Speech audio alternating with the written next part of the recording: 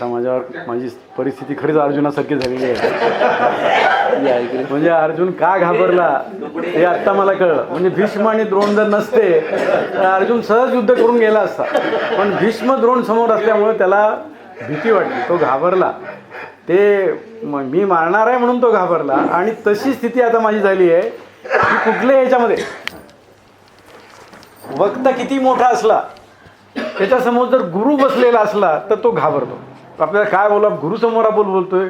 किंवा एखादा योद्धा मोठा असला तर तो अनेक युद्ध त्यांनी जिंकलेली असली तरी त्याचा गुरु जर समोर असला तर तिची जी अवस्था होते ती अर्जुनाची झाली, तीच आता माझी झालेली आहे. त्याच्यामुळे आता मला काय, मी बोलू का नाही असं मला वाटायला लागलं. मी जरा जुदा मनस्थितीत आहे, तरी पण आता आपण ठरवून आलो आहे म्हणून मी बोलतो. आता हे गीता जयंतीचा कार्यक्रम आम्ही गेल्या 3 वर्षापासून चालू ठेवलेला आहे. खरं सांगायचं म्हणजे ह्याचं श्रेय सगळं रोहणे सरांना आहे. मी गेल्या 10 वर्षापासून गीतेचा अभ्यास करतो आहे. गीता जयंती ह्या मार्गशीर्ष शुद्ध एकादशीला असते हेही मला माहिती होतं. अनेक ठिकाणी ही गीता जयंती साजरी केली जाते, पण ही आपण इथं करावी ही कल्पना कधी माझ्या डोक्यात आली, ती त्यांनी आणली आणि त्याची कार्यवाही आम्ही गेल्या 3 वर्षापासून करतो आहे. पहिलं व्याख्यान, पहिले 2 याला मी इंट्रोडक्टरी स्पीच एक पहिलं दिलं, दुसरं मी पहिल्या अध्यायावर बोललो आणि आज मी दुसऱ्या अध्यायावर बोलणार आहे. म्हणजे माझं विवेचन तत्त्वज्ञानात्मक असणार नाही. रमेश अण्णा जसं म्हणले की ह्यांनी कधी गीतेतून आपल्याला नवीन सांगावं, असं मी आज तरी काही नवीन सांगणार नाही. मी जे लिहितो त्याच्यामध्ये काहीतरी नवीन येईल माझे विचार, पण आज मला फक्त दुसऱ्या अध्यायाचे 18 श्लोक आपल्याला समजावून सांगायचे. म्हणजे गीतेचा प्रायमरी एज्युकेशन म्हणा किंवा प्रायमरी पार्ट तुम्ही सगळे माझ्या पुढे गेलेले असाल, पण मी माझ्या दृष्टीने तेवढंच सांगतो. आणि हे सांगताना, गीता सांगताना सगळ्यात पहिल्यांदा मला जे वाटतं आहे की मागच्या वेळेस आपण कुठं होतो तिथून आपण सुरू करावे. मागच्या वेळेस पहिला अध्याय संपला होता आणि पहिल्या अध्यायाचा शेवटचा श्लोक आहे की एवमुक्त्वा अर्जुन संख्ये रथोपस्थ विपाशत विसृज्य सचरम चापम शोक संविघ्न मानस. अर्जुनाला 22व्या श्लोकापर्यंत रथ सगळ्या सैन्याच्या मध्यभागी आणेपर्यंत अजिबात भीती वाटली नव्हती. कशाचं त्याच्या मला मनात भीती नव्हती. पण ज्यावेळी त्यांनी रथ स्थापयित्वा रथोत, मग त्यांनी म्हटलं की रथम स्थापयमेच्युत, श्रीकृष्णाला सांगितलं की रथ मला मध्यभागी आण, मला सगळे कोण कोण आहे ते पाहायचं आहे. आणि पाहिल्यानंतर त्याला जे स्वजन दिसले, द्रष्टेमम स्वजनम कृष्ण युद्धम समोस्थितम, म्हणजे सगळे स्वजन युद्धाला तयार आहेत आणि त्यांना मला मारायचं आहे. हे पाहिल्यानंतर वेपतुच्च शरीर मे रोम हर्षच आहे, त्याचे हातापायाला कंप सुटला, घाम सुटला, त्याला तर काही सुचनाच झालं. तो द्विधा मनस्थित झाला की ह्या सगळ्यांना मारून आपण राज्य करावं का, करणं बरोबर आहे का. मग त्याच्या मनात वेगवेगळे प्रश्न आले. हे माझे भाऊ आहेत, हे माझे मामा आहेत, हे काका आहेत, हे बंधू आहेत, ह्या सगळ्यांना मारून राज्य मिळवण्यात काय अर्थ आहे. ज्यांच्यासाठी राज्य मिळवायचं तेच जर इथे असतील आणि तर त्यांना मारून जर आपलं राज्य मिळवण्यात काही अर्थ नाही असं त्याला वाटायला लागलं. हे सगळे मेल्यानंतर दुसरा प्रश्न त्याच्या पुढे उभा राहिला की हे क्षत्रिय सगळे आहेत, युद्धाला आलेले सगळे क्षत्रिय आहेत. मी फक्त गीतेबद्दल बोलणार आहे, इतर मी तत्त्वज्ञान सांगणार नाही. तर ते मारल्यानंतर क्षत्रियांचा नरसंहार झाल्यानंतर क्षत्रियांच्या ज्या स्त्रिया आहेत त्या भ्रष्ट होतील, वर्णसंकर होईल, धर्म बुडेल, ही दुसरी भीती. पहिली भीती स्वजन मरतील, दुसरी भीती वर्णसंकर होईल आणि तिसरी भीती धर्म बुडेल. ह्या भीतीमुळं त्याला तो दोलायमान झाला आणि त्याच्या हाताला कंप सुटला, तोंड कोरडं पडलं आणि केस ताट व्हायला लागले आणि तो अशा परिस्थितीत, युद्ध परिस्थितीत तो बसला. तो खाली बसला, रथामध्ये खाली उतरला नाही, शस्त्र टाकून तो खाली बसला. इथून हा पहिला अध्याय इथे संपला. आता दुसरा अध्याय आपल्याला सुरू करायचा आहे. दुसऱ्या अध्यायाची सुरुवात ही संजयाच्या पहिल्या श्लोकापासून. संजयाने सांगितलं धृतराष्ट्रा एवमुक्त्वा अर्जुन संख्ये रथोपस्थ विपाशत विसृज्य सचरम चाकम शोक संविघ्न मानस. हातातली शस्त्र खाली टाकून युद्धामध्ये अर्जुन रथामध्ये बसला. म्हणजे हे पाहिल्यानंतर धृतराष्ट्राला आनंद झाला. आता बरं झालं, युद्ध होणार नाही, अर्जुन लढणार नाही, म्हणजे आता बरं आहे. पण तो पुढे संजय सांगायला सुरू केला की तो बसल्यानंतर पहिला श्लोक दुसऱ्या अध्यायातला जो आहे, तम तथा कृपया आविष्ट सुपूर्ण कुलेक्षण, त्या ठिकाणी कृपया आविष्ट म्हणजे लोकाविषयी सहानुभूती, अनुकंपा निर्माण होणं, कृपा करणं, दया येणं, करुणा येणं, ह्याला कृपा हा शब्द आहे. कृपा आविष्ट म्हणजे कृपा आली आणि त्या कृपेमुळं त्याचे नेत्र पूर्ण अश्रुपूर्ण झाले आणि त्याच्या डोळ्यातून पाण्याच्या धारा यायला लागल्या. आणि तो म्हणतो हे अशी त्याची विषादाची ही जी अवस्था आहे ती पाहून भगवान श्रीकृष्ण पुढे म्हणाले, म्हणजे वाक्य मोहाचे मधुसूदन. मधुसूदन हे श्रीकृष्णासाठी नाव दिलेलं आहे. मधुसूदन या शब्दाचा अर्थ अहंकार नाश करणारा, अहंकाराचं नष्ट करणारा किंवा आत्मज्ञान देणारा, असा ह्या मधुसूदन या शब्दाचा अर्थ आहे. अहंकार कुणाचा? अर्जुनाचा. काय अहंकार होता अर्जुनाला? अर्जुनाने अनेक युद्ध पूर्वी लढलेली होती, पण कुठल्याही युद्धात तो घाबरलेला नव्हता. इथे का घाबरला? की इथे त्याच्या डोक्यात असं वाटायला लागलं की हे सगळे मरणार आणि त्यांना मी मारणार. म्हणजे दोन प्रकारचे अहंकार. युद्धामध्ये काही होऊ शकतं ना, हाही मरू शकला असता, ह्याचा पराभवही होऊ शकला असता, कौरवही जिंकू शकले असते, पण त्याच्या अहंकारामुळे त्याला असं वाटायला लागलं की ह्या युद्धात मी मारणार आणि हे सगळे मरणार. हा जो अहंकार आहे, म्हणजे हा अहंकार कुठून आला? की स्वतःविषयीचं ज्ञान, आत्मज्ञान नसल्यामुळे तो अहंकार निर्माण झाला. पहिल्या अध्यायात श्रीकृष्ण एक शब्दही बोललेले नाहीत, फक्त अर्जुनाचं ऐकून घेतले. आता मानसशास्त्रीय दृष्टिकोनातून मनोविश्लेषणात्मक त्याचं हे जर केलं, आधुनिक मानसशास्त्री असं म्हणतंय, सायकॅट्रिस्ट जे असतात ते अगोदर पूर्ण पेशंटचं पूर्ण ऐकून घेतात. मग तो 1 घंटा बोलो, 2 घंटे बोलो, त्याचं पूर्ण रेकॉर्ड करतात आणि नंतर त्याचं ॲनालिसिस करतात. ह्याच्या मनात काय चाललं आहे, ह्याची परिस्थिती काय आहे, हे पाहिल्यानंतर श्रीकृष्णाचं पहिल्या अध्यायाचे 20 श्लोक शेवटचे ऐकल्यानंतर श्रीकृष्णाला कळलं की हा मानसिक रुग्ण आहे, ह्याची द्विधा मनस्थिती, स्प्लिट पर्सनॅलिटी झालेली आहे. हे करावं की करू नये, निर्णय घ्यावा की घेऊ नये, अशी त्याची परिस्थिती झालेली आहे आणि ह्याचं सगळं ऐकणं हे आपलं अगोदर कर्तव्य आहे. त्याच्यामुळे पहिल्या अध्यायामध्ये श्रीकृष्ण कुठेच बोललेलं नाही. हे संजयाने जे सांगितलं की अशा अवस्थेत तो लोकांच्या करुणा, दया येऊन तो अश्रुपूर्ण नेत्रांनी खाली बसला आणि एकदम विषाद त्याच्या मनात, उदासीनता, स्थैर्य, उदासीनता, विकाररहितता अशी त्याच्या मनामध्ये आली. त्याच्यामुळं श्रीकृष्णाने पुढे बोलायला सुरुवात केली. आता याच्यामध्ये विषाद हा जो शब्द आहे, विषादामुळं औदासीन्य येते, कर्महीनता येते, अहंकार निर्माण होतो, अज्ञान येतो विषादाला की, आणि हीन कर्तृत्व म्हणजे आपण कुणीतरी इन्फेरिटी कॉम्प्लेक्स ज्याला म्हणतात, असं सगळं विषाद निर्माण झाल्यामुळे येतो. आणि अध्यात्म असंही म्हणतात की विषादामुळंच खरं तर मोक्षाची सुरुवात ही विषादापासूनच होते. मोक्षाकडे माणूस जो वळतो तो कुठेतरी विषाद झाला कीच मोक्षाकडे वळतो. म्हणजे अर्जुनाला विषाद झाला म्हणून तो मोक्षाकडे वळला. तर पहिलं वाक्य त्यांनी काय श्रीकृष्णाने विचारलं की त्यांनी सांगितलं की हे असं चालणार नाही. त्यांनी असं ठरवलं की हा जो मानसिक रुग्ण आहे ह्याच्यावर आपल्याला इलाज करायला पाहिजे, त्याला हातात घ्यायला पाहिजे आणि त्याचा इलाज करायला पाहिजे. आणि ते इलाज करण्यासाठी श्रीकृष्णाने ही भगवद्गीता सांगितली. व्यासाच्या माध्यमातून ही भगवद्गीता श्रीकृष्णाने सांगितली. पहिला शब्द काय श्रीकृष्णाचा? कुतस्त्वा कश्मलमिदम विषमे समुपस्थित. कुतस्त्वा, कुतः म्हणजे कुठून, त्वा म्हणजे तुझ्यामध्ये, हा विषाद, ही औदासीन्य, ही उदासीनता, ही विषण्णता, ही भीती, हा मोह हे तुझ्यामध्ये कुठून आलं? कश्मल म्हणजे मोह, कश्मल म्हणजे हा दोष मानलेला आहे. हा मोह तुझ्यात कुठून आला? कुठून आला म्हणजे तो अगोदर नव्हता. म्हणजे अर्जुनाला श्रीकृष्ण अगोदरपासून खूप वर्षापासून ओळखत होता, पण असा मोह त्यांनी महादेवावर युद्ध लढलेलं आहे, किरातार्जुनी युद्ध झालेलं आहे, सगळ्या कौरवावर युद्ध लढलेलं आहे, भीष्मद्रोणाला एकदा हरवलेलं आहे त्यांनी ह्याच्यापूर्वी. तर अशा पूर्वीच्या कुठल्याही युद्धात तुझ्यामध्ये हा कश्मल किंवा दोष, औदासीन्य जो होता तो नसताना आता कुठून आला तुझ्यात? विषमे, कश्मल म्हणजे दोष, विषमे समुपस्थित. विषम ही परिस्थिती आहे, युद्धाची परिस्थिती जी आहे ही सम नाही. तिकडे त्याच्यासमोर 11 अक्षौहिणी सैन्य आहे आणि अर्जुनाकडे 7 अक्षौहिणी सैन्य आहे. तिकडे जास्त योद्धे आहेत, सगळ्या भारतातले योद्धे, कारण सगळे सत्तेच्या मागे असतात. आता आपण पाहतो BJPचं गव्हर्नमेंट आलं की छोटे छोटे पक्ष BJP बरोबर जातात, काँग्रेसचं गव्हर्नमेंट आलं की सगळं काँग्रेस बरोबर जातात. ज्याच्या हातात सत्ता असते त्याच्याकडे जास्त शक्ती असते. म्हणजे त्याने हातात माती जरी घेतलं तर त्याचं सोनं होतं.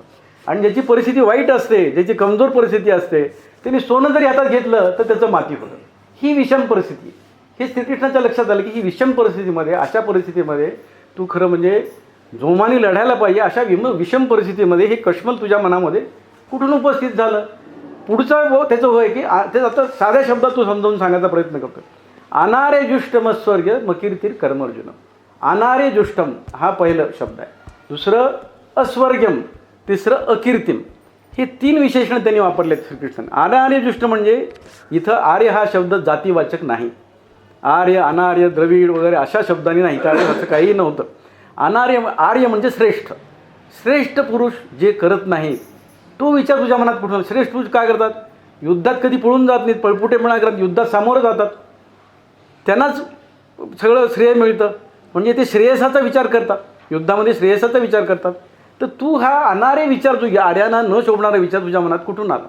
दुसरं अस्वर्ग्यम, जे 2-3 प्रकारचे माणसं याच्यात गृहीत धरलेले आहेत. एक मोक्ष मिळू इच्छिणारे ते आर्य, दुसरे स्वर्ग मिळू इच्छिणारे, पुण्यकर्म करायचं, यज्ञ होम हवन करायचं, आणि नंतर मरणानंतर मला स्वर्ग मिळणार आहे ह्या अपेक्षेने स्वर्गात जायचं, तिथली सुखं उपभोगायची. ही म्हणजे सत्वगुणी, रजोगुणी आणि तमोगुणी असे 3 प्रकारचे माणसं असतात.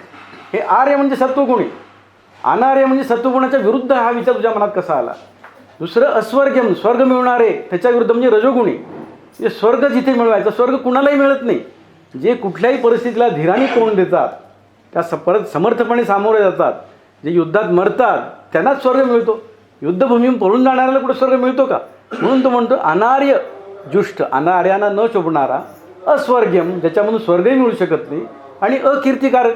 सामान्य माणसं काय करतात, ते स्वर्गाचाही विचार करत नाहीत, पुढच्या जन्माच्या श्रेयाचाही विचार करत नाहीत.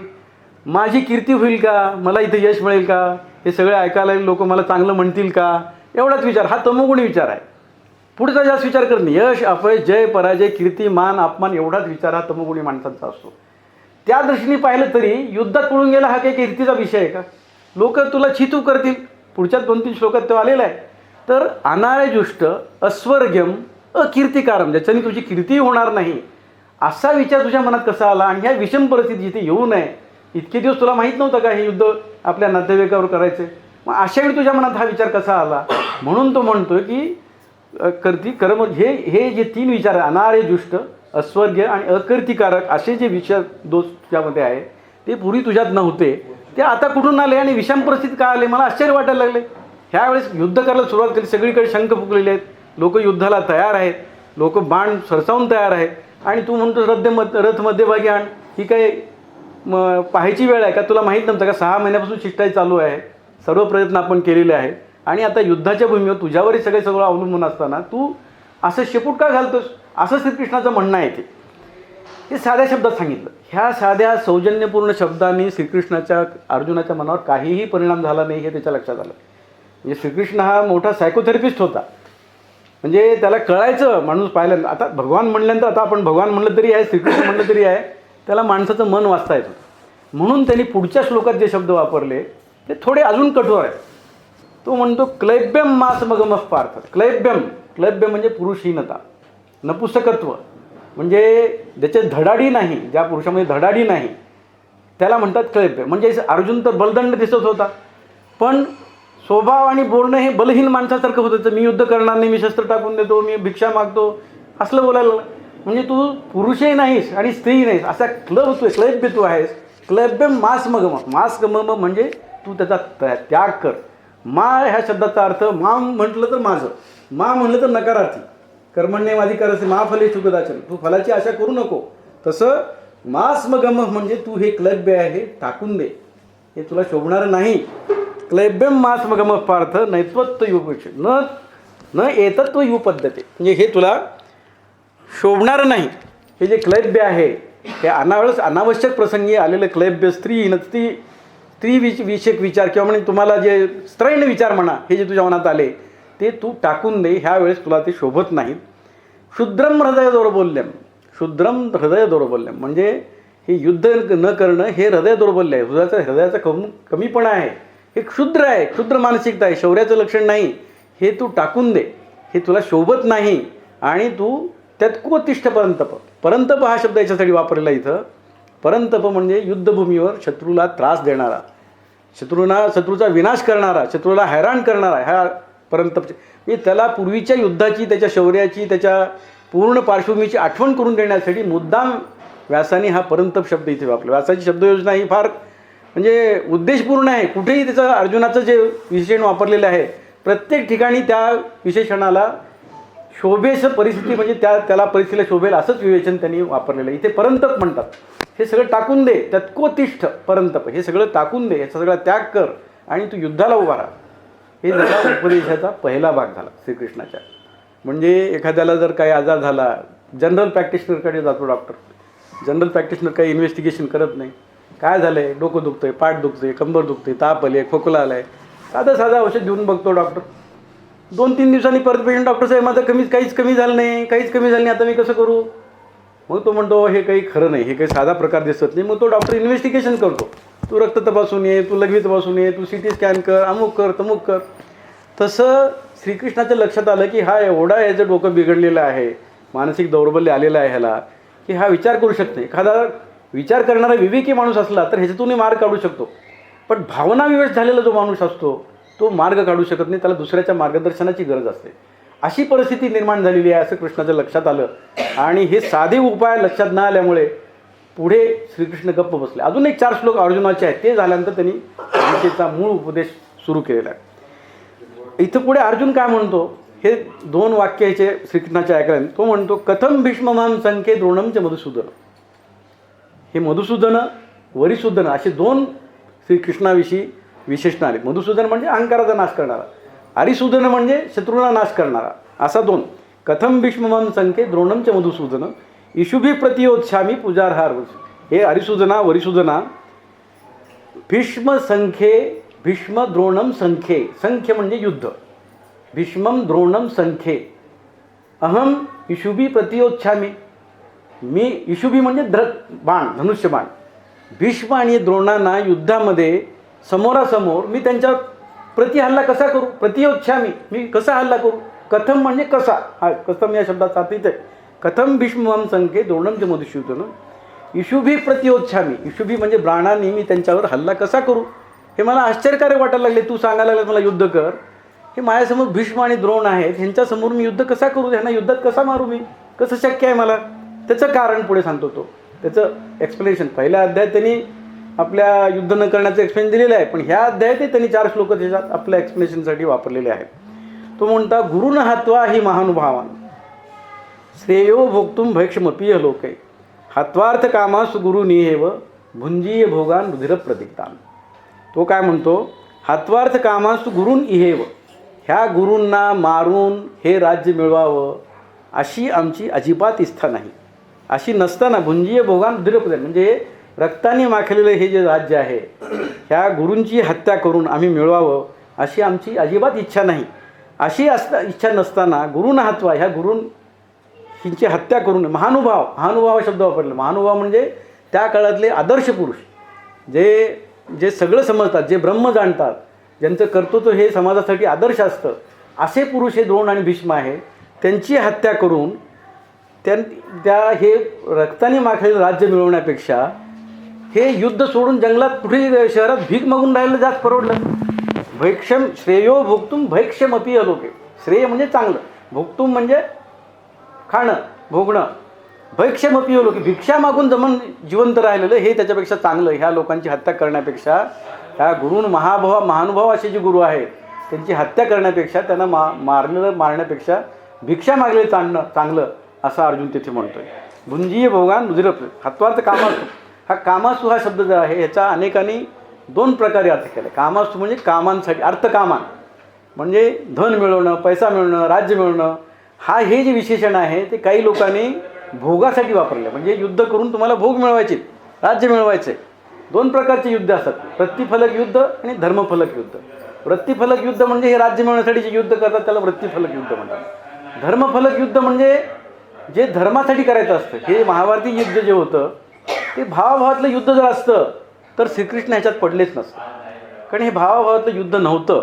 हे युद्ध असं होतं की ही एक समाजाची एक वृत्ती निर्माण करण्यासाठी युद्ध होतं. कारण त्या काळात द्वापार युगामध्ये काळ बिघडलेला होता, लोक भोगप्रधान झालेले होते आणि त्या भोगप्रधान समाज ईश्वराविन्मुख झालेला होता.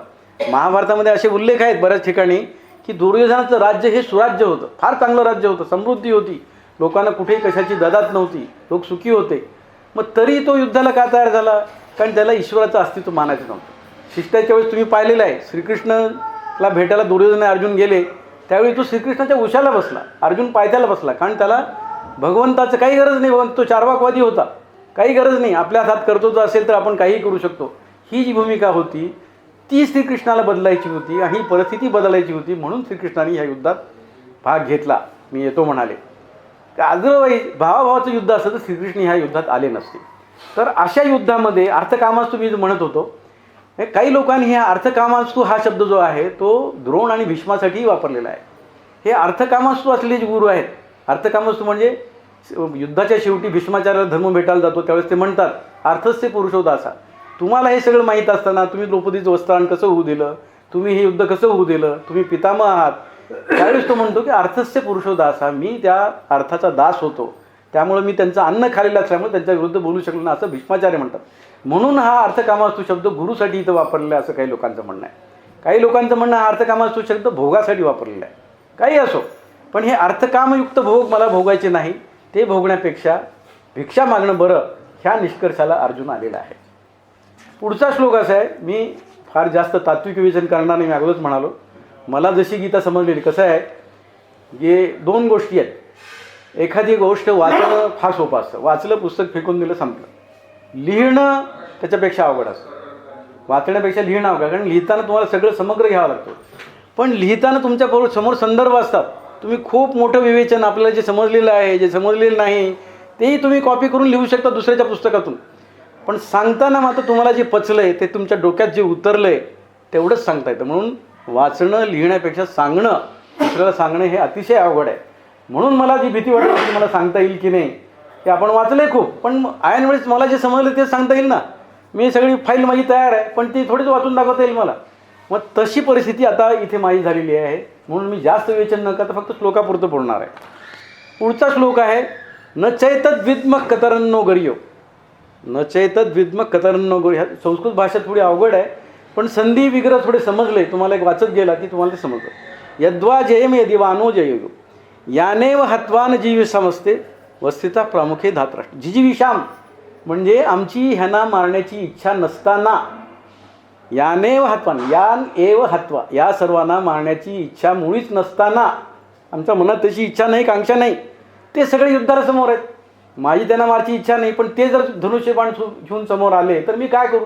याने महत्वानं जी विषम असते वस्तीचं प्रामुख्य धातराष्ट्र. सगळे धातराष्ट्राकडचे म्हणजे कौरवाकडचे प्रमुख लोक माझ्यासमोर युद्धाला उभे आहेत. यावेळी यद्वा जयम यदिवानो जययु. प्रश्न असा आहे, अहंकार जरी असला तरी कुठेतरी मनात कोपऱ्यात कुठेतरी भीती असते बरं का. माझा खूप अभ्यास आला आहे, मी पास होणार आहे असं मला माहीत असतं, पण पेपरला जाताना थोडं घाम सुटतोच, लटपटतात पाय येतील की नाही मला. विशेषतः ओरलला असं होतं. ओरल ज्यावेळी असते, त्यांच्या मेडिकल कॉलेजमध्ये ओरलला फार महत्त्व आहे. ओरलला तयारी झाल्यावर मुलगाही घाबरून जातो, त्याला वाटतं की आपल्याला येईल की. तर यद्वा जयम यदिवानो जयो न चेतद विद्म कतरन्नो गरियो याने महत्वान जीविसा असते वस्तिता प्रमुख न चेतद विद्म कतरन्नो गरियो. म्हणजे ह्या मला समजत नाही, गरिय म्हणजे श्रेष्ठ, न च एतद विद्म गतरन्नो गरियो म्हणजे ह्या जे चाललेलं आहे युद्ध, ह्याच्यामध्ये चांगलं काय आणि वाईट काय मला समजत नाही आहे. गरिय म्हणजे श्रेष्ठ, न चेत एतद विद्म, विद्म म्हणजे जाणणं, मला समजत नाही ह्याच्यातलं चांगलं काय आणि वाईट काय. यद्वा जयम दिवान म्हणजे आम्ही जिंकावं आणि राज्य करावं का त्यांना जिंकू द्यावं आणि त्यांना राज्य करू द्यावं, कारण ह्यांना मारण्याची तर माझी मुळीच इच्छा नाही, अशी माझी मनस्थिती आहे. म्हणून तो म्हणतो, पुढचा श्लोक फार महत्त्वाचा आहे, कार्पण्य दोषो पतस्वभावा. कार्पण्य दोषो पतस्वभावा प्रच्छामी त्वाम धर्म सम्मूढ चेता. यच्छ्रे म्हणजे गीतेचं मूळ जे आहे, गीता भगवान श्रीकृष्णांनी का सांगितली ह्याचं मूळ ह्या श्लोकात आहे. इतर ठिकाणी आहे पण इथे जास्त आहे. कार्पण्य दोषो पतस्वभावा प्रच्छामी त्वाम धर्म सम्मूढ चेता. यच्छ्रेयस्यानिशितं ब्रूहि तन्मे शिष्यस्तेहम छादी मांताम प्रपन्नम. तो म्हणतो कार्पण्य दोष, माझ्यामध्ये हा दोष जो आला कार्पण्य दोष. कार्पण्य म्हणजे आपण कृपण ह्या शब्दापासून कार्पण्य हे विशेषण झालेलं आहे. कृपण हे काय क्रियापद आहे का नाव आहे, कृपण, त्याच्यापासून कार्पण्य. कृपण म्हणजे आपण व्यवहार काय म्हणतो, कंजूस माणूस जो असतो तो कृपण. म्हणजे एक पैसाही खर्च करायची इच्छा नाही, आपल्या स्वतःसाठी नाही, दुसऱ्यासाठी नाही, बायकोसाठी, मुलासाठी, कुणासाठी नाही, पैसे सगळे साठवून ठेवाय, त्याला म्हणतात कृपण. इथं हा शब्द का वापरला तर कार्पण्य हा शब्द श्रेयसासाठी वापरलेला आहे. म्हणजे श्रेयस म्हणजे पुढच्या जन्मीचं मोक्ष किंवा मुक्ती मिळवण्याची जी इच्छा आहे, ते श्रेयस मिळवण्यासाठी सांसारिक इच्छांचा त्याग करण्याची त्याची इच्छा नाही. सांसारिक सुखदुःख म्हणजे राज्य भोग ह्याचा त्याग करण्याची इच्छा आहे, ती त्याच्यामध्ये नाही. म्हणजे हा आध्यात्मिक दृष्टीनं हा कृपण आहे, हा कार्पण्य दोष आहे. ह्याच्यामध्ये हा कार्पण्य दोष निर्माण झालेला आहे, हा कंजूस झालेला आहे. म्हणजे पुढच्या जन्मीच्या सुखासाठी ह्या जन्मीच्या सुखासाठी त्याग करायची त्याची तयारी नाही, तो कार्पण्य दोष आहे. अपहरत स्वभाव, ह्या कार्पण्य दोषामुळे काय झालं आहे, त्याचा मूळ स्वभाव अपहरत झालेला आहे. अपहरत हा शब्द गीतेमध्ये 3 ठिकाणी आलेला आहे. अपहरण म्हणजे पळून नेणे, जाणे, निघून जाणे, एखाद्याचं लुटणे, असा शब्द गीतेमध्ये 3 ठिकाणी आहे. त्याच्यापैकी हा पहिला आहे. पहिल्या अध्यायात एक आलेला आहे, यद्यपि तेन पश्यन्ति लोभो परत चेतसा, हा पहिल्या अध्यायात. म्हणजे त्या पहिल्या अध्यायात तो म्हणतो की हे भीष्म द्रोण हे कौरव पांडव सगळे कौरव जे आहेत हे एक मूर्ख आहेत, त्यांना कळत नाही, त्यांची बुद्धी भ्रष्ट झाली आहे, आपण तर शहाणे आहोत ना, मग आपण युद्ध का करायचं असं पहिल्या अध्यायात म्हणतो तो. आणि इथं म्हणतो की हा कार्पण्य दोष, हा अध्यात्माला जो कार्पण्य दोष आहे, म्हणजे श्रेयसासाठी संसारिक इच्छांचा त्याग करण्याची जी इच्छा आहे ती माझ्यातली नष्ट झाली आहे, हा कार्पण्य दोष माझ्यामध्ये आला आहे. त्याच्यामुळं कार्पण्य दोष परत स्वभाव, माझा जो मूळ स्वभाव आहे अपहरत झालेला आहे. तो मूळ स्वभाव काय त्याचा, तो क्षत्रिय आहे. क्षत्रियाचा मूळ स्वभाव काय, युद्ध करणं.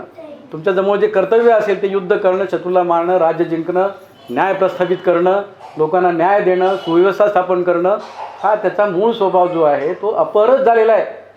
तो कुणीतरी पळवलेला आहे, माझ्यातून निघून गेलेला आहे. कार्पण्य दोष अपहरत स्वभाव प्रच्छा असा जो मी आहे, कार्पण्य दोष आणि अपहर स्वभाव झालेला जो मी आहे, प्रच्छामी त्वाम धर्म सम्मूढ चेता. मी तुला प्रश्न करतो, प्रच्छामी त्वाम, मी तुला प्रश्न करतोय का, कारण मी धर्मसम्मूढ झालेलो आहे. माझी जी बुद्धी आहे ते चांगल्या वाईटाचा विचार करण्याच्या लायकीची राहिलेली नाही. धर्मसम्मूढ झालो आहे मी, माझ्यात विवेक नाही. आता मी निर्णय घेऊ शकत नाही, कुठलाही निर्णय मी करू शकत नाही. धर्मसम्मूढ म्हणजे हा न्याय अन्याय, चांगलं वाईट, बरं वाईट, विवेक अविवेक, ह्या सगळ्याचा विचार न करता येणारी जी बुद्धी आहे त्याला धर्मसम्मूढ म्हणतात.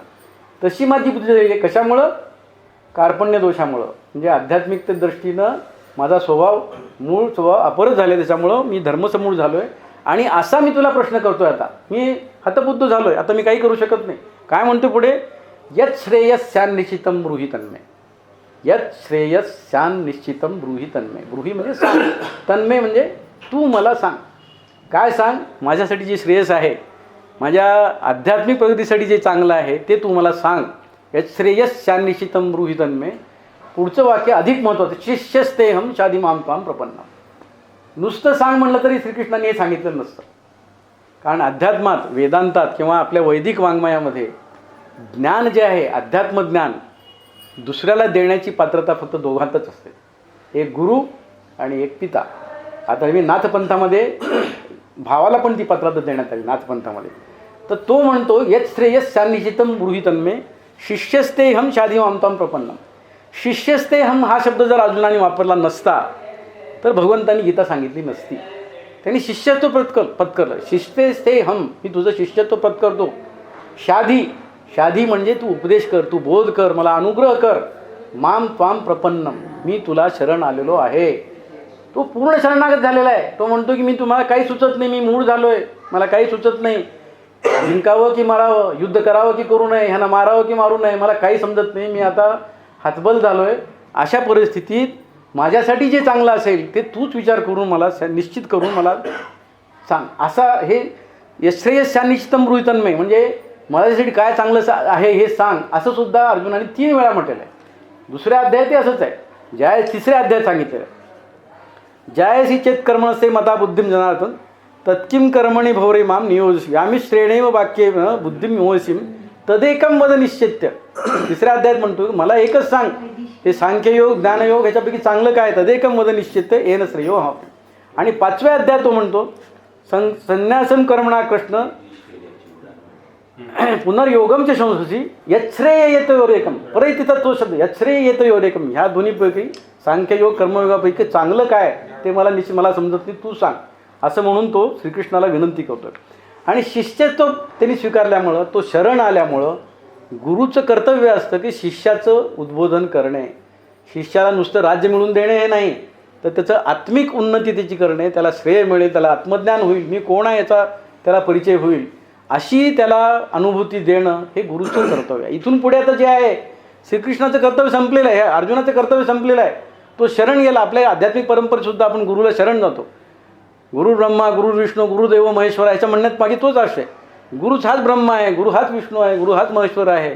म्हणून तुम्ही एकदा शरण गेला, तो गुरु काय सांगेल तो तुम्ही करायचं, त्याची चिकित्सा तुम्ही करायची नाही. एकदा गुरु मानलं की तुम्ही त्याला शरण गेला की बाकीची जबाबदारी त्या गुरुची आहे. गुरुमध्ये काही नसलं तो परमेश्वर त्या गुरुला बुद्धी देतो आणि तो त्याच्याकडून त्याचं उद्बोधन करतो. अशी आपल्या परंपरेत श्रद्धा आहे. म्हणून शिष्यस्ते आदिमांतां प्रपन्न जर हे अर्जुनाने म्हटलं नसतं तर ही गीता पुढची झाली नसती, असं बऱ्याच लोकांचं म्हणणं आहे. मलाही वाटतं हे बरोबर आहे.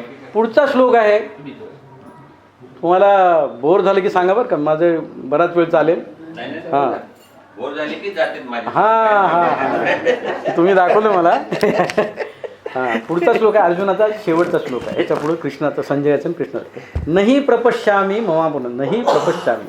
मी शब्दशः सांगून मी माझ्यासाठी सोपं करतोय. मला लिहिलेलं आठवण्यापेक्षा हे गीताचे शब्द आठवून सांगणं जास्त सोपं जाते.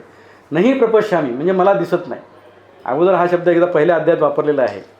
निमित्तानीचे पश्यामी विपरीतानी केशव, म्हणजे युद्ध पाहून, समोर सैन्य पाहून तो म्हणतो ह्या सगळ्याच्या युद्धामध्ये मला काही चांगलं चिन्ह दिसत नाही आहे, मला सगळं वाईटच दिसायला लागले. तसंच परत म्हणतो तो, नाही प्रपश्यामी ममा पन्नुद्या, म्हणजे माझं उद्बोधन अपनोद्यात, म्हणजे माझ्या भयाचं निवारण होईल, माझ्या शोकाचं निवारण, अपनोद्यात म्हणजे शोक निवारण होणं, असं काही आहे ह्याच्यात असं मला वाटत नाही.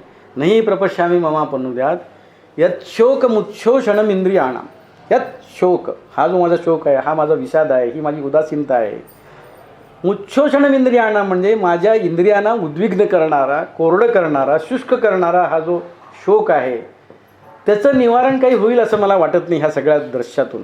यात शोक मुच्छोषणम इंद्रियाणाम आवाप्य. पुढे काय म्हणतात बघा, इथं शिष्य म्हणून म्हणला म्हणजे तो किती द्विधा मनस्थित होता. आपण पहिल्या श्लोकात काय बोललोय हे त्याला दुसऱ्या श्लोकात आठवत नाही आहे. इथं परत स्वतःचं ज्ञान बघायला लागला परत तो अर्जुन.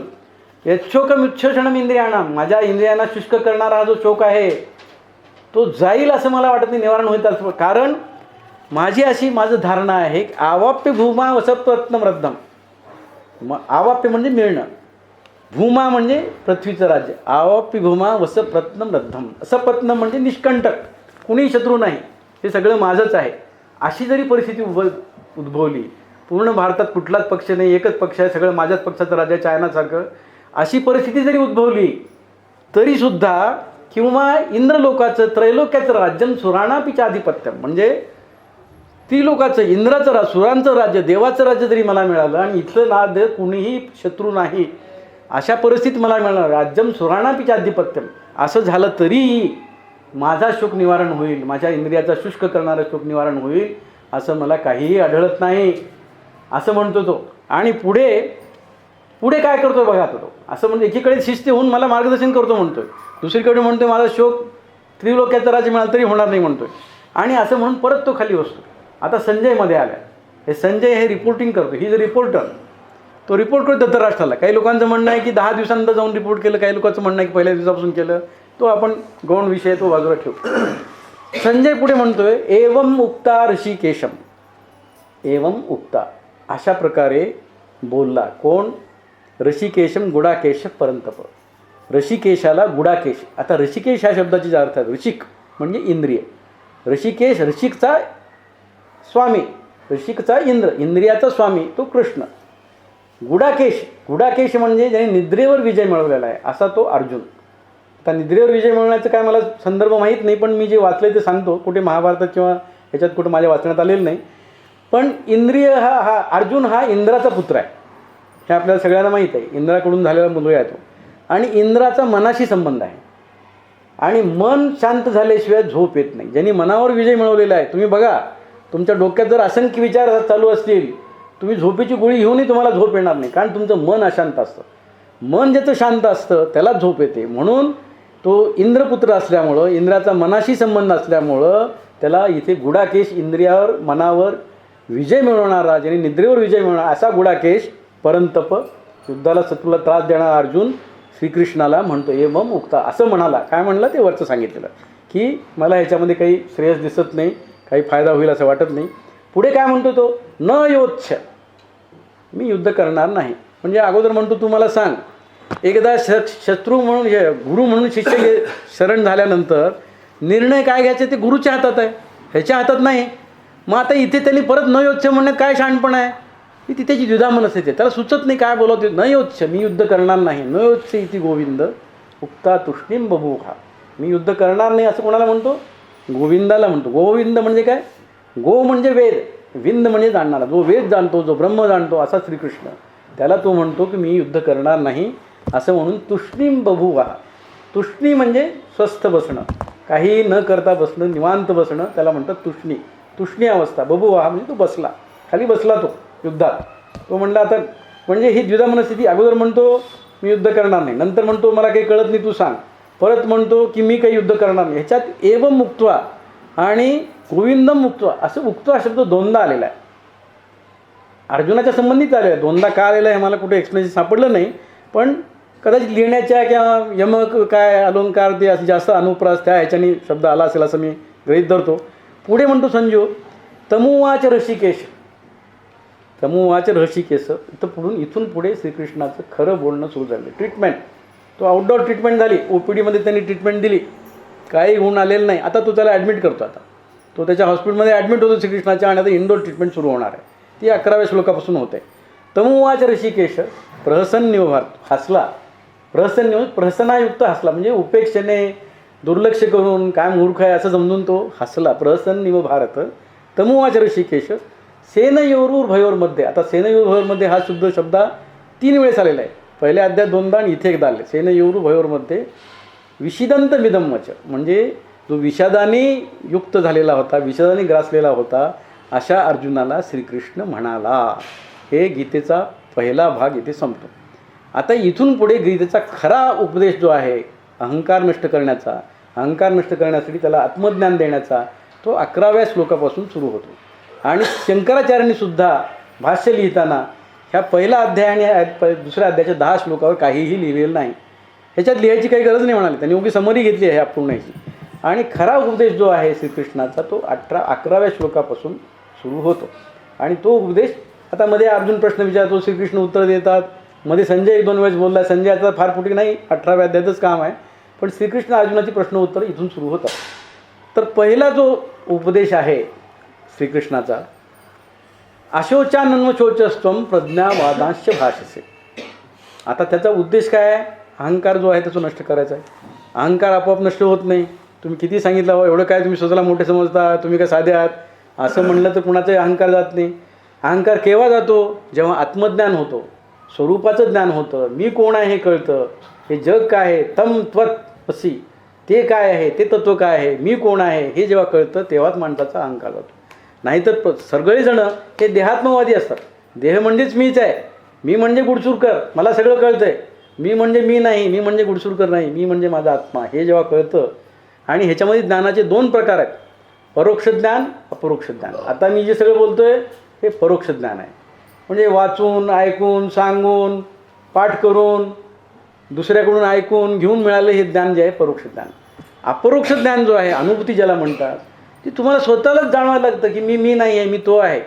प्रत्येक आता रेड्याला जर मारलं तर ज्ञानेश्वराच्या पाठीवर ओळ उमटतात, हे अपरोक्ष ज्ञानामुळे. कारण रेड्यातला आत्मा आणि माझा आत्मा एकच आहे याचं त्यांना अपरोक्ष ज्ञान झालेलं होतं.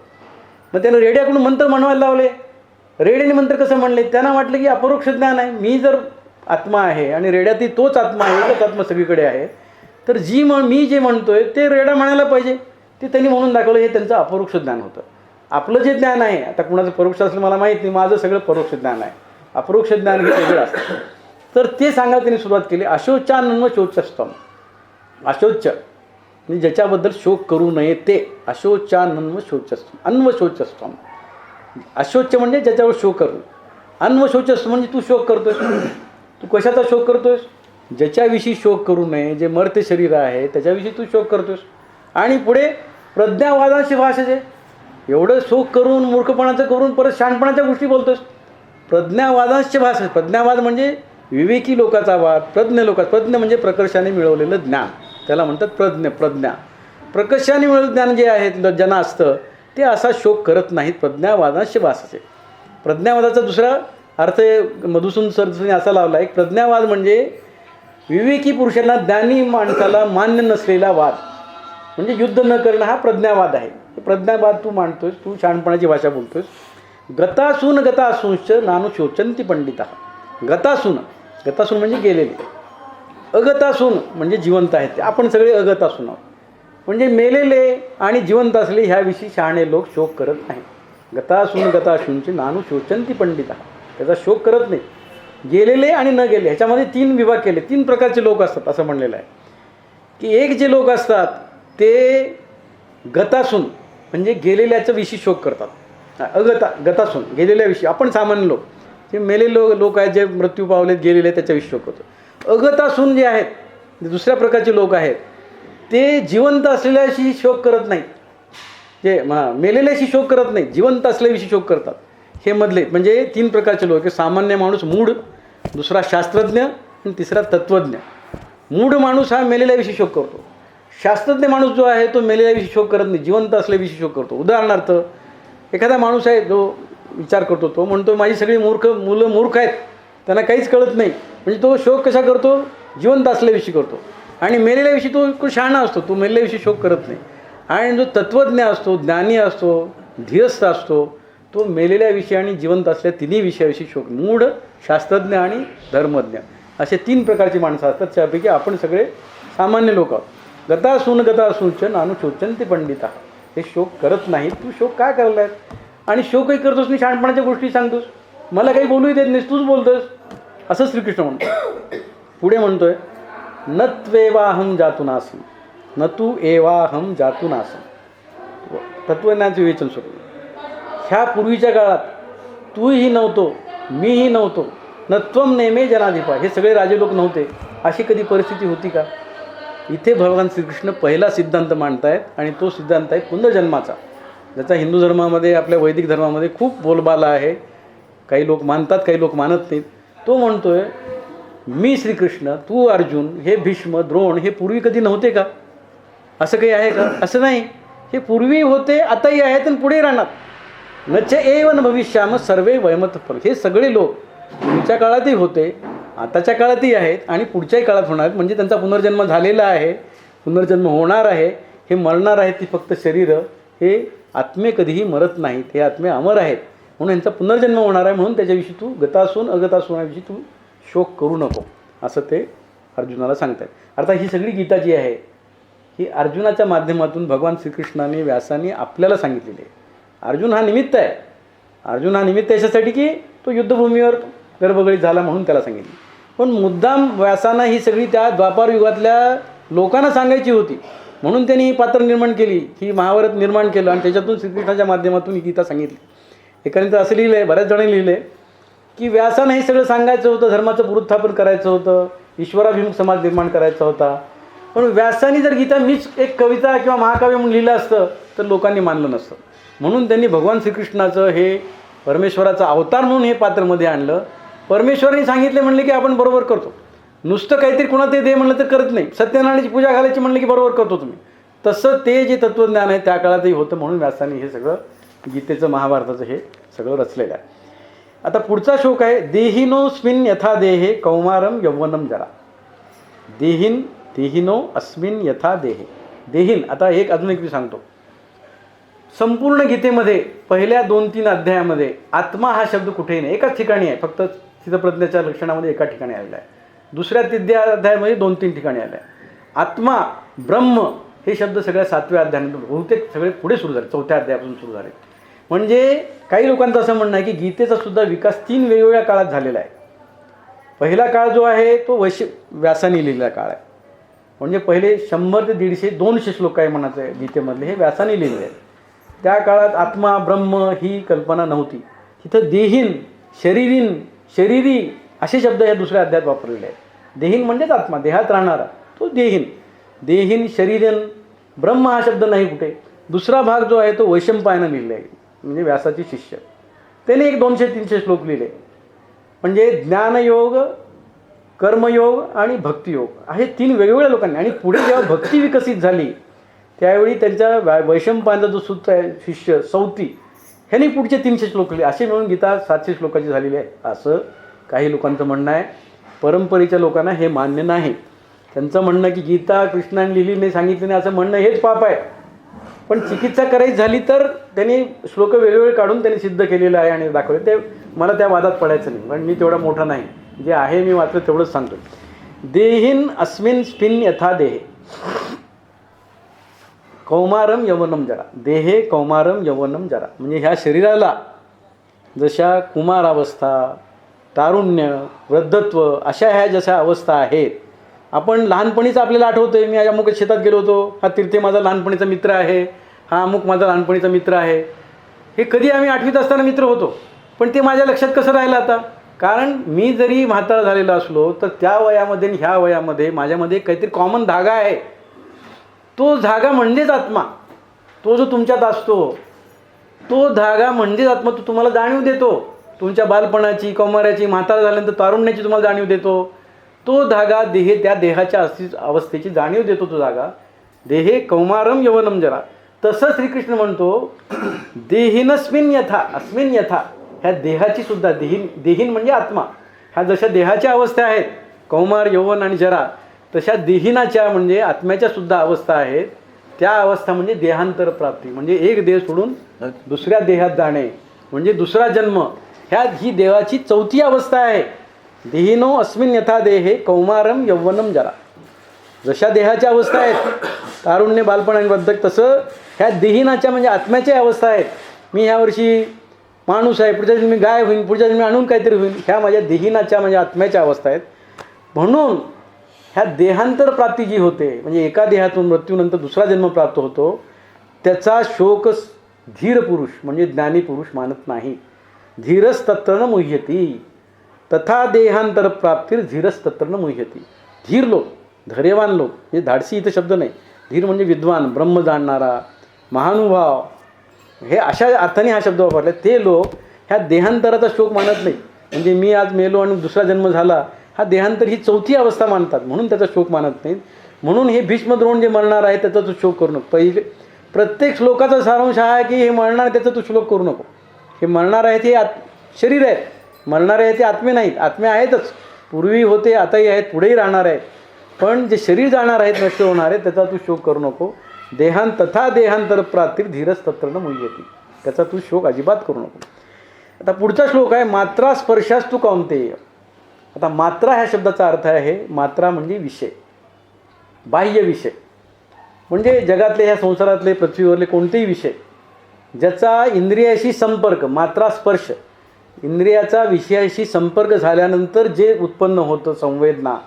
आता एखादा आपण मला लाईट पंखा दिसल्यानंतर त्याचा आकार माझं मन धारण करतं आणि ह्या पंखा आहे मला कळतं, त्याच्यापासून मला वारं मिळतं, मला आनंद होतो, त्याच्यापासून ज्या भावना तयार होतात. मात्रा स्पर्शास तू कौंतेय. ह्या सगळ्या नष्ट होणाऱ्या ज्या वस्तू आहेत, विषय आहेत, त्याचा इंद्रियाशी संपर्क आल्यानंतर शीत उष्ण म्हणजे अनुकूल आणि प्रतिकूल, सुख आणि दुःख, शीतोष्ण सुख दुःखदा, शीत उष्ण, सुख आणि दुःख, शीत आणि उष्ण अशा भावना निर्माण होतात. हे कशामुळे होतात? हे अनित्य आहेत, ह्या वस्तू अनित्य आहेत. त्याचा इंद्रियाशी संपर्क आला की ह्या भावना, संवेदना निर्माण होतात. गाणं चांगलं ऐकलं की मला ते ऐकावं वाटतं, कर्कश आवाज आला की मला तो नको वाटतो, एखादं वाईट दृश्य मला पाहावं वाटत नाही, एखादा चांगला स्पर्श मला हवा वाटतो, बासुंदी असली की मला खावीशी वाटते. हे जे मात्राचा स्पर्श झाल्यामुळे जे सुखदुःख, शीत उष्ण भाव मनात उत्पन्न होतात ते आगमापायीन मिळतं. आगम आणि पायीन हे दोन शब्द. आगमापायीन म्हणजे येणारे आणि जाणारे. येतातही हे नित्य नाहीत, हे अनित्य आहेत. हे येणारे जाणारे आहेत, आगमापायीन आहेत. स्थाम तिक्षिस्व भारत. म्हणून तू काय कर, त्याचा तू खेद करू नको, त्याला तू सहन करायला शिक. तितिक्ष म्हणजे सहन कर. तू त्याचं सहन कर, तू त्याच्या मागे वाहवत जाऊ नको. हे मरणार आहेत, मला दुःख होईल, मी कसं करू? तू त्याला सहन करायला शिक आणि हे होणारच आहे. हे सुख दुःख, राग लोभ, मान अपमान, जय प्राजय, कीर्ती अपकीर्ती, हे सगळे जे आहे विषयाचे इंद्रियाशी संपर्क झाल्यानंतर येणारे सुखदुःख आहेत, अनुकूल प्रतिकूल असतात. ते कधीही नष्ट होणार नाहीत. हे येणारे जाणारे आहेत, ते काही नित्य नाहीत, अनित्य आहेत. त्याला तू सहन कर. तितिक्ष म्हणजे सहनशक्ती तू वाढव. म्हणजे इंग्लिशमध्ये ट्रान्सलेशन त्या ignore that, you bear it bravely असं इंग्लिश ट्रान्सलेशन करणाऱ्यांनी त्याच्यामध्ये शब्द वापरलेला आहे. तू त्याला सहन कर, तू त्याच्याकडे दुर्लक्ष कर. हे काही कायमचे राहणारे नाही. ताम तितिक्ष भारत, तू ते सहन कर. यम हीन व्यथयन्ते ते पुरुषम पुरुष सर्व. आता कोणते दोष आहेत? यम हीन व्यथयन्ते ते पुरुषम. हे जे सुखदुःख निर्माण करणारे आहेत, ह्याची व्यथा ही समदुःखम सुखम धीरम सोमृतत्वाय कल्पते. जे सुखदुःखाला समान मानतात, जे धीर पुरुष आहेत आणि जे ज्यांना आत्मज्ञान झालेलं आहे, जे अमर आहेत किंवा ज्यांना मोक्ष मिळालेला आहे, मोक्ष मार्गी आहेत, ते ह्याच्यानी व्यथित होत नाही. यम हीन व्यथयन्ते ते ह्याच्यानी व्यथित होत नाहीत. पुरुषम पुरुष सर्व, असे पुरुष हे व्यथित होत नाहीत. पुरुषर्षभ म्हणजे पुरुषामधला श्रेष्ठ, अर्जुनाला उद्देशून वापरलेला आहे. इंग्लिश ट्रान्सलेशननी ही जे बुल वृषभ असा अर्थ वापरलेला आहे, पण तसा अर्थ नाही. त्यांच्याकडे बुल म्हणजे खूप शक्तिमान असतो, पण शक्तिमान पुरुषाला पुरुषर्षभ हा शब्द वापरलेला आहे. समदिख्खम सुखम ध्येयम सोमृतत्व आहे. आता याच्यामध्ये अमृतात्व हे अमृतत्व ही कल्पना जी आहे ती थोडी समजून सांगण्यासारखी आहे. अमृतत्व आणि मोक्ष ह्याच्यामध्ये फरक आहे. अमृतत्व म्हणजे मरणहीनता आणि मोक्ष म्हणजे जन्मरहितता. पूर्वीच्या काळात वेद उपनिषद जसे विकसित होत गेले तसं त्यांचा कसा विकास होत गेला ह्या दोन शब्दातून आपल्याला चर्चा मोक्षाची आहे. पण इथं शंभर अमृत वापरलं म्हणजे मरायचं नाही. माणूस मेलाच नाही, कुठलाही माणूस मेला तर किती संख्या वाढेल आणि ती किती भोग भोगावं लागेल त्याला सुखदुःखाचे. म्हणून अमृत ही कल्पना ही मोक्षाची समानार्थकी आहे. पुढे ती विकसित होऊन ती मोक्षामध्ये परावर्तित झाली. जन्महीनता आणि मरणहीनता. अमृतत्व म्हणजे मरणहीनता आणि मोक्ष आपण जे अपेक्षितो, आपल्याला जन्म नको आहे तो मोक्ष आहे. म्हणजे आपल्याला काय पाहिजे, अमृतत्व नको आहे, आपल्याला मोक्ष पाहिजे, जन्महीनता पाहिजे. मला परत यायचं नाही इथे. म्हणजे मी जर स्वतःला समजलो मी कोण आहे, जाणलो, माझं खरं ज्ञान झालं, अपरोक्ष ज्ञान झालं तर मी मुक्त आहे, मीच ब्रह्म आहे, मीच ते तत्व आहे. म्हणजे मला परत जन्म घ्यायचं कारण नाही. जोपर्यंत मला जे कळत नाही तोपर्यंत मी परत जन्म घेतो, त्याचा अनुभव करतो, म्हणून मी जन्म येतो. म्हणून अमृतात्व हे कल्पते. जे अमृतात्व म्हणजे मोक्षाची इच्छा करणारे जे लोक आहेत पूर्वीच्या अर्थाने, आता अर्थ असा आहे तर ते ह्या सुखदुःखाला व्यथित होत नाही. धीर पुरुष त्याच्याने व्यथित होत नाही. तर मी तुला शहाणा समजतो तर तू तसं शहाण्यासारखं वाग असं त्यांना म्हणायचं. हे सगळं का सांगायचं, श्रेष्ठ पुरुषाचं, धीर पुरुषाचं उदाहरण ते का द्यायला, महानुभावाचं उदाहरण का द्यायला, मी तुला तसं समजतो, तू सामान्य माणूस नाहीस, तू मोठा आहेस, म्हणून तू ह्या छोट्या सुखदुःखाला तू घाबरून जाऊ नको, तू त्याने व्यथित होऊ नको, तू विचलित होऊ नको आणि तू शोक करू नको. हे सांगण्याचा मूळ उद्देश तो आहे. तर पुढचा श्लोक आहे, नासतो विद्यते भावो नाभावो विद्यते सता उभयोरोपी द्रष्टोंतस्त्वं योस्तत्व दर्शन. नासतो विद्यते भाव म्हणजे असताला असतो भावो न विद्यते. असत जे नष्ट होणार आहे, अनित्य जे आहे त्याला अस्तित्व नाही, नष्ट होणाऱ्या पदार्थाला अस्तित्व नाही. हे आपण सगळे जन्म मरणारे प्रत्येक वस्तू, प्रत्येक श्रेष्ठ पदार्थ हा नष्ट होतो, म्हणजे त्याला अस्तित्व नाही. म्हणजे असतो भावो न विद्यते, असतो भावो न विद्यते आणि न अभावो विद्यते सता, सता अभावो न विद्यते. जे नित्य आहे, नित्य तत्व जे आहे, परमेश्वराचं तत्व, ब्रह्मतत्व किंवा आत्मा, परमात्मा, तुम्ही जे काय म्हणतात ब्रह्म, ते कधीही नष्ट होत नाही. सत अभावो न विद्यते. सताला हा अभाव नाही, असताला भाव नाही, असताला अस्तित्व नाही आणि सताला अभाव नाही. म्हणजे सत्य कधी मरत नाही आणि असत्य कधी टिकत नाही, कधी टिकून राहत नाही. म्हणून नासतो विद्यते भावो नाभावो विद्यते सता. असताला अस्तित्व नाही, अस्तित्व टिकणार नाही आणि सत हे कधी नष्ट होणार नाही. उभयोरूपी द्रष्टोन, हे उभयोरूपी द्रष्टोन म्हणजे ज्यांना समजलं आहे, ज्यांनी जाणलं आहे. उभय अनय असे दोन शब्द आहेत. अनय म्हणजे हे, उभय म्हणजे हे दोन्ही, हे ज्यांना समजलेले असे तत्वदर्शी बी, परत एक शब्द आलेला आहे. धीर, महानुभाव, तत्वदर्शी बी, ज्ञानी, पंडित. पंडित या शब्दाचं मी सांगायचं, पंडित म्हणजे आत्मविषयक बुद्धी ज्यांना असते त्याला पंडा असं म्हणतात. आत्मविषयक बुद्धी, ज्याला आत्मा काय समजलेला आहे. न शोचंती पंडिता म्हणजे ज्याने आत्मा जाणलेला आहे, आत्मभाव जाणलेला आहे, आत्मज्ञान ज्यांना झालेलं आहे त्यांना पंडित, ते शोक करत नाही. तसंच ह्या पंडिताचा समान जे अधिक शब्द हा तत्वदर्शी बी आहे. हे काय करतात, दोन्हीलाही पाहतात आणि दोन्हीचंही अंतिम तत्व द्रष्टोंत, ह्या दोन्हीचे अंतिम तत्व काय आहे, सत्यच आहे. सत्याचंही अंतिम तत्व सत्यच आहे, असत्याचे अंतिम तत्व सत्यच आहे. म्हणजे सत्य हे त्याचं निराकरण होत नाही, ते नष्ट होत नाही, हे ते तत्वदर्शी बी जाणतात आणि त्याचा शोक करत नाही. अविनाशी तो इंट्रोल वगैरे पाहिजे तर आहे बरं. नाही आता दोनच श्लोक आहे, मी जास्त म्हणजे लघवीला वगैरे पण नाही, दोनच श्लोक संपवतो. म्हणजे खूप मोठा आहे, 72 श्लोकाचा अध्याय, सगळं सांगणं शक्य नाही. अविनाशी तू तद्विधी येन सर्वमिदं ततम. अविनाशी तू तद्विधी, हे सर्व जे तद्विधी येन सर्वमिदं ततम. येन सर्वमिदं ततम, येन म्हणजे हे, सर्वम इदं ततम, हे सर्व विश्व ज्या तत्वाने व्यापलेलं आहे म्हणजे ब्रह्मतत्व. हे कसं आहे, अविनाशी आहे, नाश न होणार, याचा नाश होणार नाही, हे कायम राहणार आहे. माणसं येतील जातील, वस्तू येतील जातील, पण हे जे तत्व आहे हे अविनाशी आहे. कोणतं तत्व, तर हे सगळं जग ब्रह्म ज्यांनी व्यापलेलं आहे, हे सगळं ब्रह्म ज्यांनी निर्माण केलेलं आहे, निर्माण झालेलं, व्यापलेलं, ते जे तत्व आहे ते अविनाशी आहे. हे तू जाण, तद्विधी म्हणजे तू जाण, तू जाणून घे. अविनाशी तू तद्विधी येन सर्वमिदं ततम.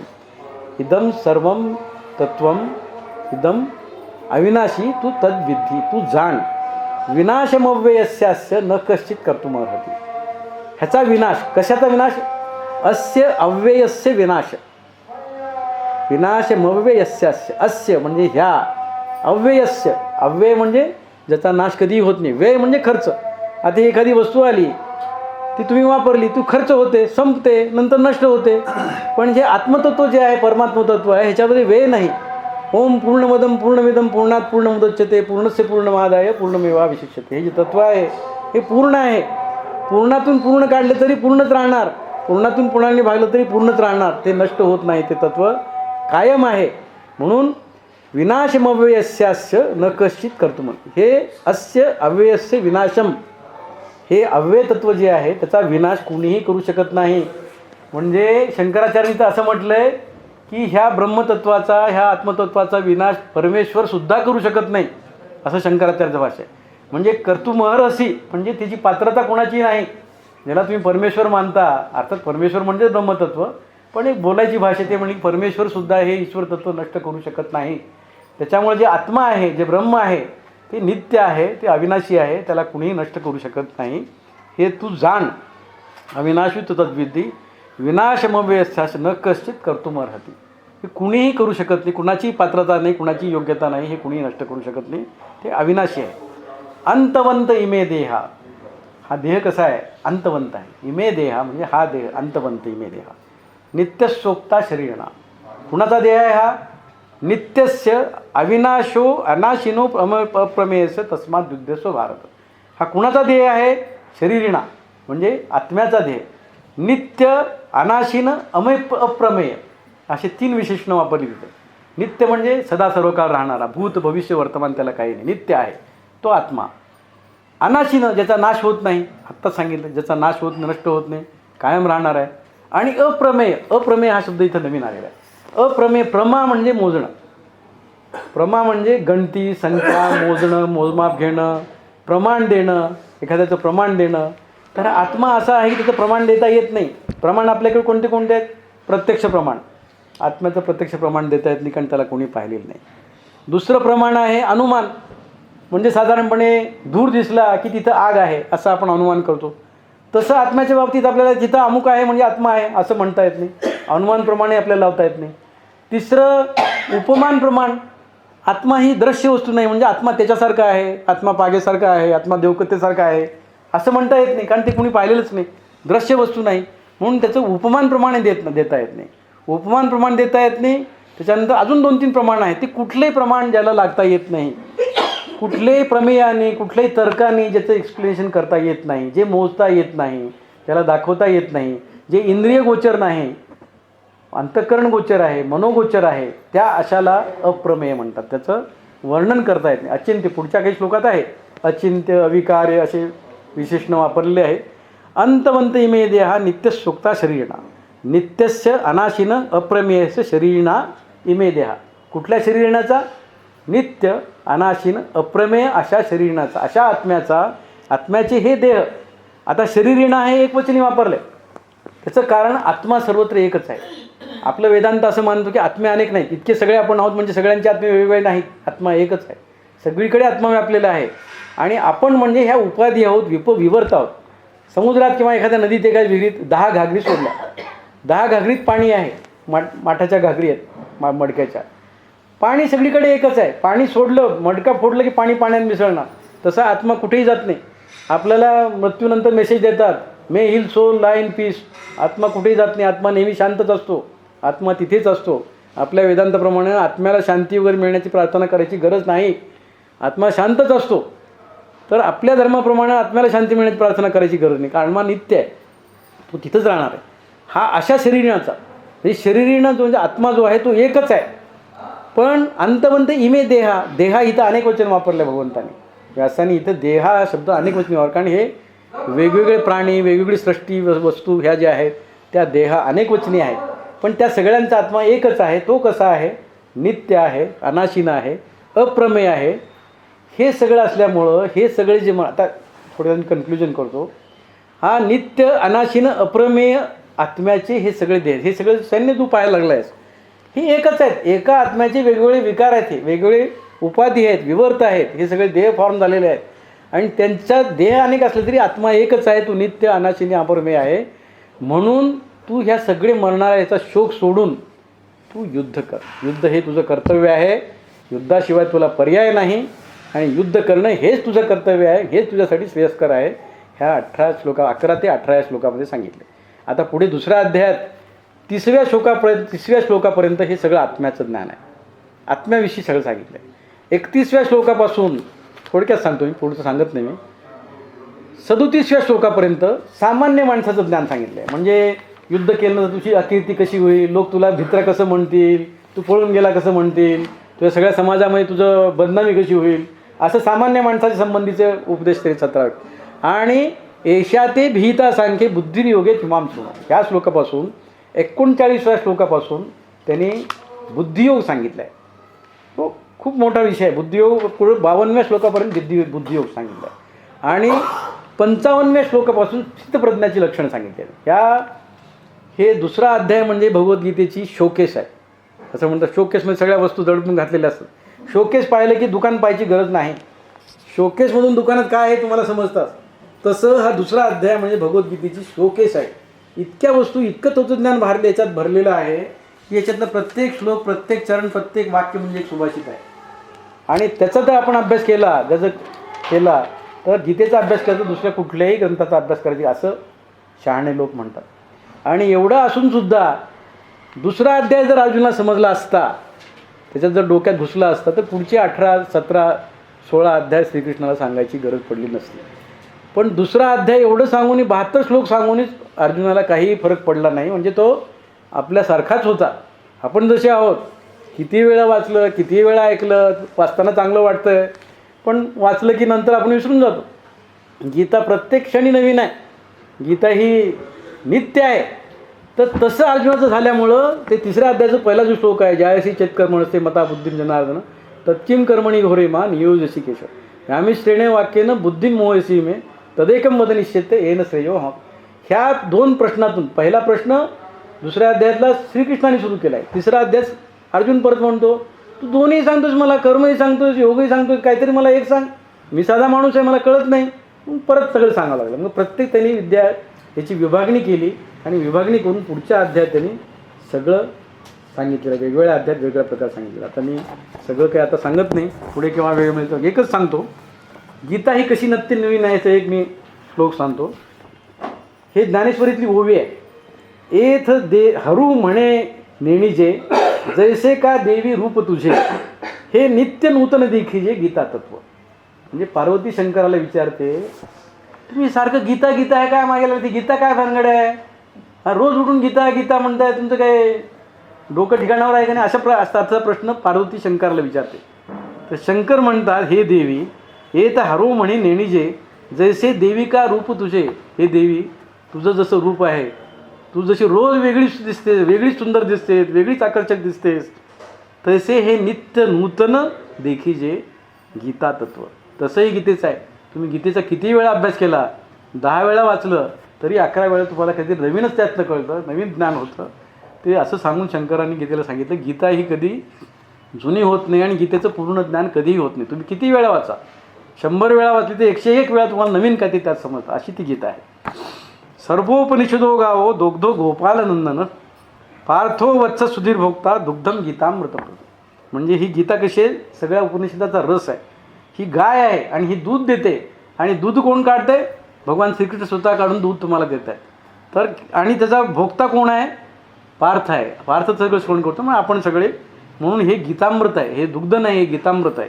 अजून एक श्लोक आहे, गीता सुगीता कर्तव्या किमन्ने शास्त्र विस्तरे यम स्वयं पद्मनाभस्य मुखपद्मान द्वैत्यन स्वतः. म्हणजे ही गीता का वाचायची, का ऐकायची, कारण गीता तत्त्वज्ञान आहे, सगळं आहे, ठीक आहे, पण स्वतः श्रीकृष्णाच्या मुखातून हे वाक्य आलेले आहेत. भगवान श्रीकृष्ण म्हणजे परमात्मा, ज्येष्ठ अवतार, पूर्ण अवतार, त्याच्या मुख्यातून ह्याला आलं असल्यामुळं तुम्ही ती गीता ऐका. आता श्रीकृष्णाला जे अवतार मानत नाहीत, किंवा श्रीकृष्ण एक महाभारतातलं एक पात्र आहे, किंवा व्यासातलं पात्र आहे, व्यासांनी रचलेलं एक पात्र आहे, असं जे म्हणतात, अशा माणसाचं तोंडसुद्धा पाहू नये असं परंपरेचे लोक म्हणतात. जो माणूस कृष्णाला माणूस मानतो त्याचं परत सकाळी उठल्यावर कधी तोंड पाहायचं नाही असं पारंपरिक लोक म्हणतात. पण अभ्यासी लोक असं म्हणतात की व्यासांनी समाजाच्या उत्कर्षाच्या उद्देशाने ही गीता लिहिलेली आहे आणि हे सगळे पात्र निर्माण केले. त्यांना सांगायचं होतं ते तत्त्वज्ञान त्यांनी ह्या माध्यमातून सांगितले. मला जी संधी दिली, मला खूप बोलायचं होतं, पण जास्त बोलणं आमच्या वैद्यकशास्त्राच्या ह्याच्याप्रमाणे कुठल्याही एका विषयावर माणूस सतत एकाच वेळी 45 मिनिटापेक्षा जास्त कॉन्सन्ट्रेट करू शकत नाही. म्हणून कुठलंही लेक्चर हे कॉलेजमध्ये शाळेमध्ये 45 मिनिटाचं असतं. 45 मिनिटाच्या पुढे गेलं की मग झोप येते, जांभळ्या येतात, मध्ये काही खावं वाटतं, फिरून यावं वाटतं. म्हणून मी आता इथं थांबवतो.